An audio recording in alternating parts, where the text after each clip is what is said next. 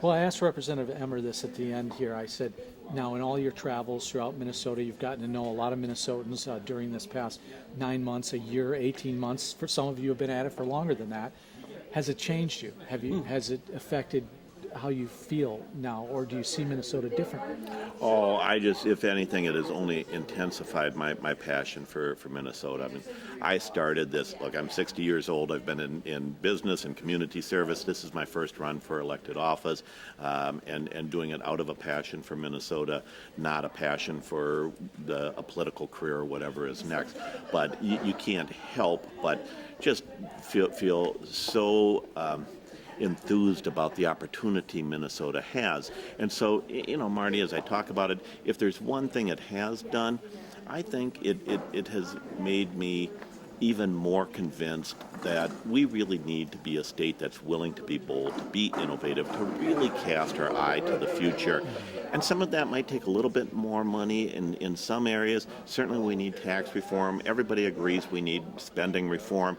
But you also have to be smart enough, bold enough, willing enough to make those good decisions about the future so we also can be great enough. And I think that's the challenge.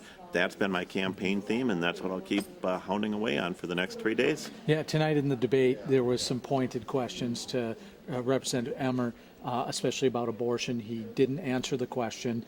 You weren't afraid to tackle the subject. And he said we need to focus on jobs, the economy. These are things that concern the voting public. Do you think that social issues like abortion, gay rights, other things, they need to have a platform in these sort of debates? Well, of course, because they're important to people. I think we do need to discuss them.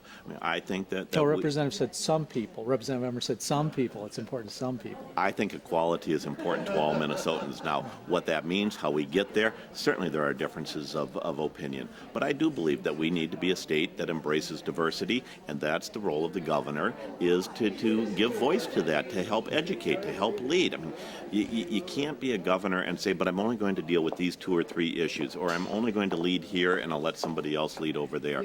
And I think, frankly, that's the problem with both Senator Dayton and Representative Emmer. Or do you think he's hiding from the public even his true views? I don't understand why Representative Emmer won't answer some of these questions. I mean, I think it is fairly well known where his position is on abortion, and I respect his position, his right to take that position.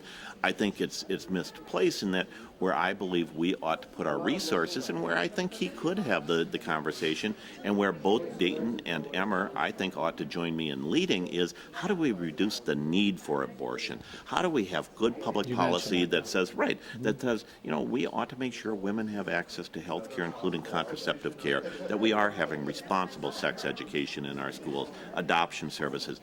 There are areas in all of these issues that just cry out for leadership, and all they want to do is have the political battles that really are looking in the rearview mirror. We better get over that. Lastly, you've got one more debate left. That'll be number 30, I understand. You've gotten to know each other pretty well. I think I floated you this question this morning on the radio, but you've gotten to know each other pretty well. I don't think I asked you this, but I asked Senator Dayton, have you come to a point where these candidates, your opponents, have they helped you see the issues differently? Have any of their ideas resonated with you? Do you think you've taken anything good from what they've had to say?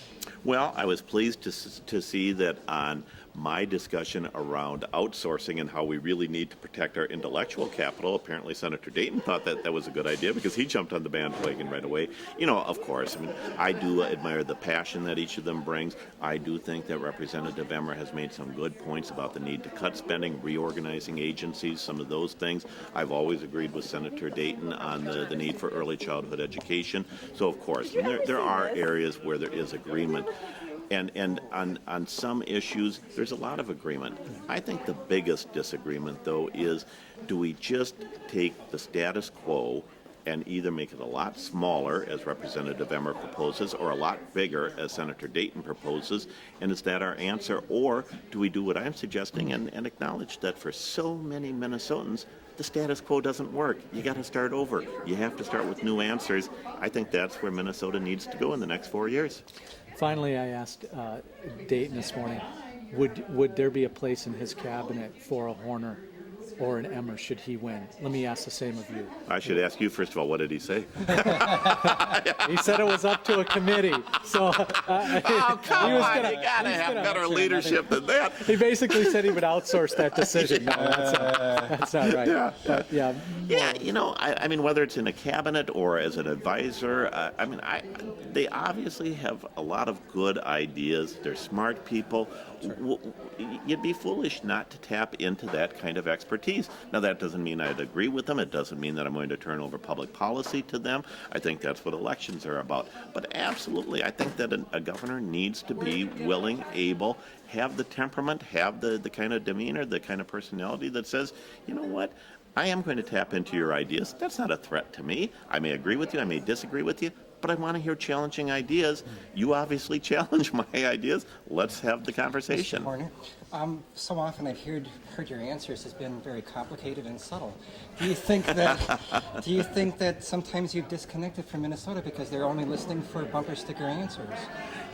I need 800,000 votes. I need 37% of the vote. I still believe Minnesota is a state of smart, engaged people. Do I lose some on bumper stickers? Has Dayton picked up some with the tax the rich? Without question. But I've said all along that I only want to win in a way that allows me to govern. And I don't think I can govern if I'm not building the mandate for my ideas. So I have to talk about the issues that I think are important, and even more so, the solutions that I think are going to move Minnesota forward. One person tweeted me or said to me via message, instant message, ask the candidates if they have a person in history, a politician in history, that they most closely identify. That could be somebody recent or somebody in the long ago past. Anybody? Well, I'll give you two. I mean, one is Theodore Roosevelt, because I do admire how he took on big ideas, and that was his whole mantra, that we can't just talk big, we have to act big and be bold and have leadership.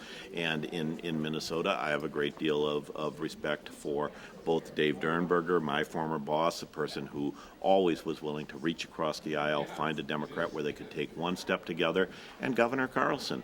And look at the challenge he had. He came into office with a big deficit.